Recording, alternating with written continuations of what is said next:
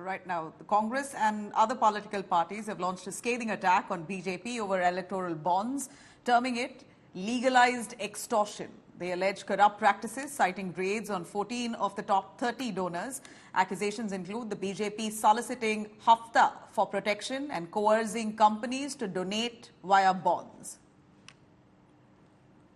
किस तरीके से ये इलेक्ट्रल बॉन्ड का दुरुपयोग किया गया है। 60% इलेक्ट्रल बॉन्ड सिर्फ बीजेपी को गए हैं, 60%, 60% बीजेपी को गया है। और मैंने दिखाया है इस विश्लेषण के द्वारा कि किस तरह से ईडी, सीबीआई, इनकम टैक्स का दुरुपयोग किया है और जिन्होंने चंदा दिया है उनको कहां से कॉन्ट्रैक्ट मिले हैं, हाईवे के कॉन्ट्रैक्ट मिले हैं, टनल के धंधे मिले हैं और कोई प्रोजेक्ट मिला है, तो ये सब मिली भगत है। तो ये है एक हाथ से जनता की कमाई दो और दूसरे हाथ से चंदा लो। ये तो खुलेआम जनता पर डकैती है। मैं फिर चुनौती देता हूं, अगर भाजपा में साहस है तो कंपनियों का नाम बताए किससे कितना लिया है। ये तो साफ हो गया, कांग्रेस को या कितना मिला, बीजेपी को कितना मिला और वो कहां से मिला। उन्हीं से तो मिला जो कंपनियां दर्शाई गई। Over the coming days, when this exercise is done diligently and rigorously, you will find some very interesting facts coming to light.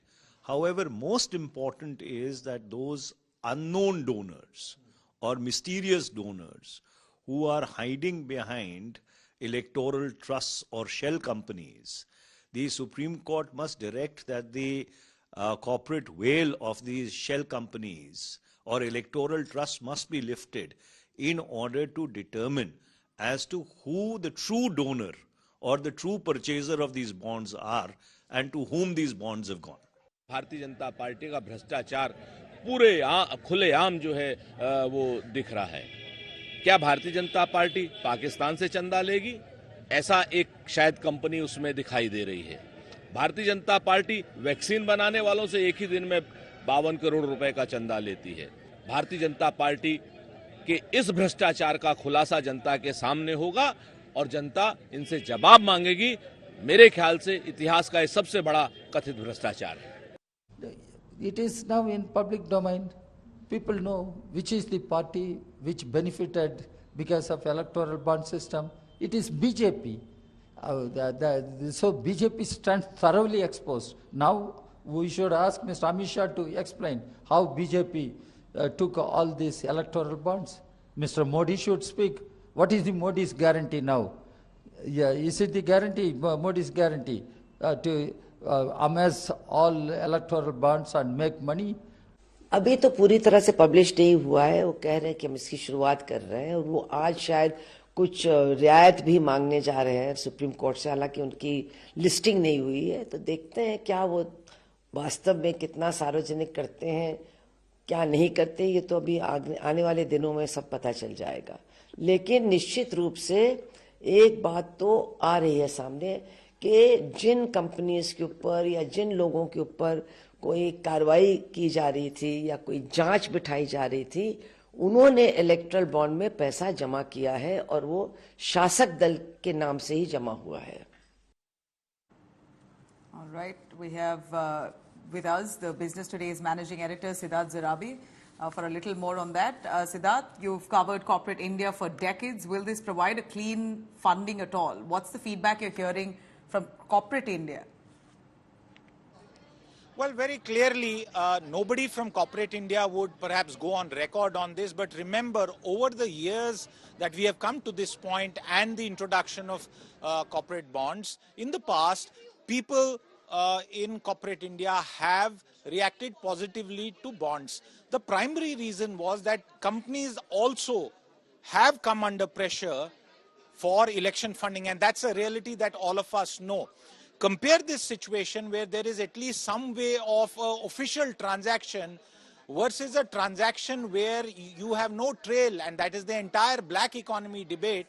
And I think as far as corporate India is concerned, there would be some concerns. Now remember, there are at least 18 registered electoral trusts as of last details available a couple of years back with the Election Commission of India.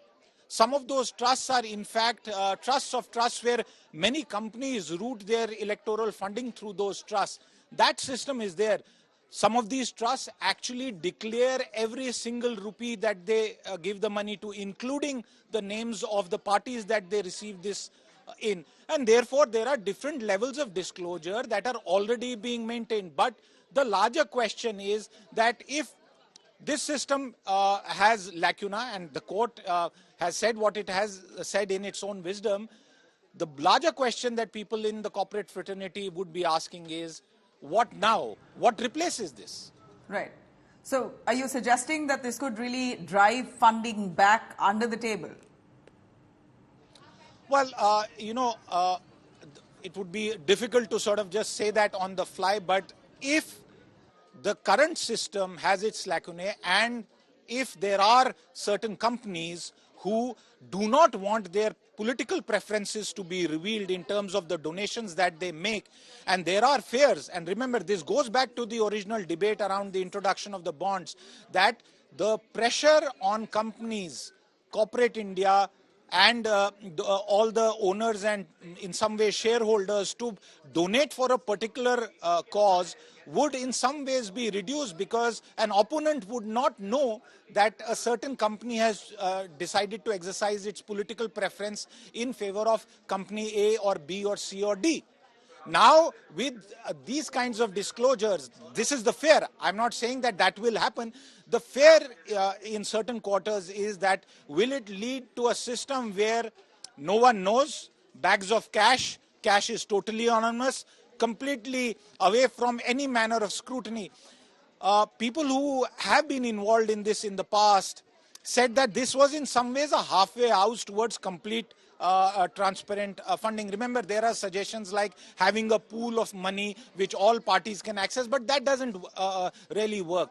I think now there will be some fear that will all the funding or some of it, significant parts of it, now go back to the old system, and that in no way would be good for our electoral and democratic process.